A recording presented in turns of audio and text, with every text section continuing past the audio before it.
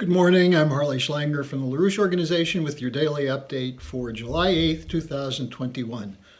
I want to begin with something I forgot to do earlier in the week, which was to send birthday greetings to Julian Assange, who turned 50 years old earlier this week.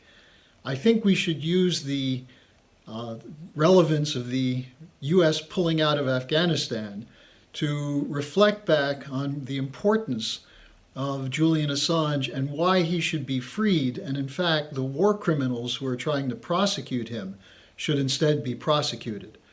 In 2010, WikiLeaks published some documents from the US military in which there were admissions that they had no idea how to conduct the war, they had no winning strategy, and yet they were going to continue to promote the idea that the war was winnable and was being won. Had Assange's warnings from the publications then about the war, the fact that it was unwinnable and that we were being lied to, had they been taken seriously, the war could have been shut down more than a decade ago. Large amounts of money saved, but more importantly, lives spared, and there could have been a commitment to reconstruct the whole region as opposed to continue the endless wars. The prosecution of Assange is continuing. It was pursued by the Trump administration. It's being pursued now by the Biden administration. They won't drop the extradition attempt to bring him back to the United States. And I think that we should honor him by demanding his full and complete exoneration. And instead that the war criminals who are trying to prosecute him to cover up for their crimes, that they be brought before a court of law for the damage they've done to the United States and especially to the people of Afghanistan. Now, one of his leading supporters, former Ambassador Craig Murray of the United Kingdom, has been talking about the Black Sea provocation of the British to say that this shows that the British still have these lunatic imperial ambitions. Let me give you an example of that from events from yesterday. The British Foreign Affairs Minister Raab spoke to the House of Commons Foreign Affairs Committee. And he did so as he announced that the Queen Elizabeth II carrier group is heading toward the South China Sea. And he said he called the Chinese ambassador to warn them that it was coming. And he said, quote, "It's absolutely right that we exercise and defend the rights," meaning the rights to the open ocean, "and we do so from the Ukraine territorial sea to the South China Sea." He referred to the incident, the provocation of the HMS Defender in the Black Sea, as an innocent passage, which continues to be the lie spread by the British, that they were going on internationally accepted routes, that there was no threat to Russian territorial waters, and then in fact, more importantly, they don't accept that area as Russian territorial waters. As to the move to the South China Sea, Raab said, "It's going to be an exceptional opportunity for us to showcase our defense capabilities, but also the wider aspects of global Britain." What are these wider aspects of global Britain? The redesign of the British Empire, the rules-based order in which the City of London and Wall Street and the Davos billionaires make the rules, and those rules will be enforced by whatever scrap heaps NATO and the British military can pull together, backed by the US military. This is the rules-based order of arbitrary rules that are nothing more than the Great Reset, the Green New Deal, and an effort to maintain the superior unilateral power of the British Empire over everyone else. Now, Sergey Lavrov is having none of this.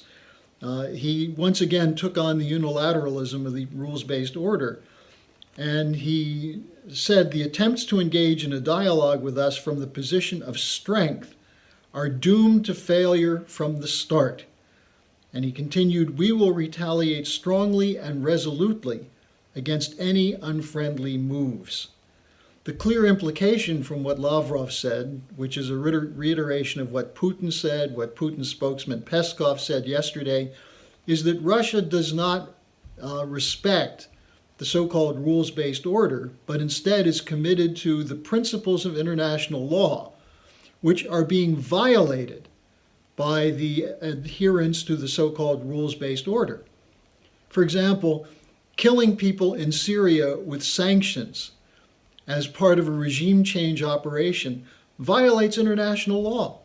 But that's perfectly acceptable for Blinken and Biden, as it was for the arch-imperialist Mike Pompeo. It's perfectly acceptable under the rules-based order to carry out those killings, especially of children. So this rules-based order was on display once again before the House of Commons Foreign Affairs Committee. This is the so-called special relationship, and it's something whose time has come and gone. And the idea that global Britain is showcasing its military strength against China, I don't think the Chinese military is particularly frightened of the British, but they are concerned that British provocations could lead to a broader war, including a nuclear war, and you should be concerned about that also. Now, another problem for London and Wall Street is the problem in dealing with debt. The figures that came out yesterday show just how unsustainable the debt is. Household debt today has now surpassed what it was in 2007 before the 2008 blowout. At that time, it was 13.2 trillion. Today, it's 14.6 trillion. But the good news, according to the banksters, is that it's more affordable today because wages are a little higher. But what they don't tell you is it's more affordable for the wealthiest, whose wealth has grown enormously as a result of the speculation they've been engaged in using the free money from the Federal Reserve. Whereas for the lower brackets of family income, the 40 to 60% in the lower brackets, it's impossible to sustain the debt payments and still cover costs for housing, for food, for medicine, and so on. Now, in addition to this family debt problem, household debt problem, you have the corporate debt problem. Non-financial companies have had their debt nearly doubled since 2008. And this is being sustained by the flow of funds from the Federal Reserve to zombie corporations. A zombie corporation, by definition, is one that doesn't make enough money to service the interest, that is, to pay the interest on its outstanding debt. And yet, because of the access to free funds from the largest banks that are getting free funds from the Fed, these corporations are able to stay in business by borrowing, by increasing their total debt without increasing their ability to pay it. In fact, they're decreasing their ability to pay it because they're taking the new money to buy stocks and to pay bonuses. And this is an insane strategy. It will blow up. It'll blow up in their faces, but they'll be bailed out. Who's going to bail out the 60% of the population that's less capable of covering the increases in debt? Now, one other sign of the insanity of the ruling banker elite is this agreement for the global minimum corporate tax, that they're going to set a standard corporate tax, 15% across the board, for taxes that have to be paid in money made in the countries where these companies operate.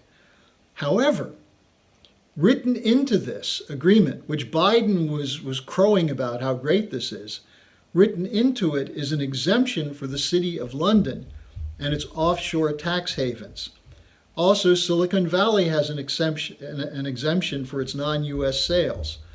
And profits made for U.S. and City of London banks from overseas, which is where a lot of their money comes from, will not be taxed at that level. So how is it that if you're a business or an industrial firm, that you have to pay this tax, but if you're an international bank, a freeloader living off the flow of funds coming from the Federal Reserve and the Bank of England and the European Central Bank, you have an exemption from it? Well, that's the new world order of the Great Reset. It's by the corporate cartels, for the corporate cartels, and of the corporate cartels. And if you're not a part of a corporate cartel, you get nothing from it, but you'll be the first one to lose your credit card, have your bank account shut down, have your car repossessed, your home repossessed, and so on. This is what we're seeing the global military deployment protecting. An order which is run by this corporate elite for themselves. This is why the wars have been fought. This is why there is now a spy operation in place in every country through the social media, through the various means of the Patriot Act and so on. They're protecting the wealthiest at the expense of the vast, vast majority.